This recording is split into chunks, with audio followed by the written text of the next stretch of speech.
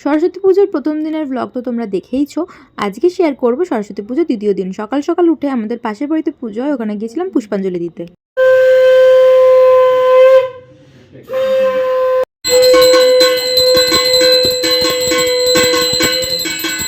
পুজো দিয়ে ভালো করে সেজে গুজে তারপরে বেরিয়ে পড়েছিলাম। ছিল আমাদের একটা ইনভিটেশন, আমার একটা আঙ্কেলের স্কুল উদ্বোধন ছিল, তো সেখানেই গিয়েছিলাম।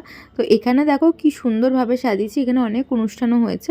এখানে অ্যাটমসফিয়ারটা ভীষণ সুন্দর, অনেক লোকজন এসেছিল।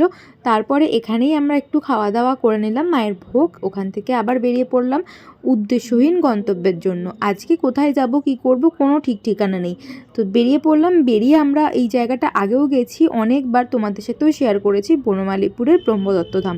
কিন্তু এই জায়গায় এত ভিড় আমি এই প্রথমবার দেখলাম, কোনো দিনও দেখিনি এত ভিড়। এতবার এসেছি কিন্তু কোনো দিনও এত ভিড় দেখিনি।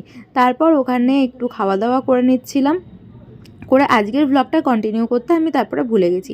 ওখান থেকে আর কোথাও যাইনি, একটু ছবি টবি তুলে ওখান থেকে সোজা বাড়ি। ভিডিওটা কেমন লাগলো অবশ্যই জানিও। ফেসবুকে দেখে থাকলে ফলো আর ইউটিউবে সাবস্ক্রাইব।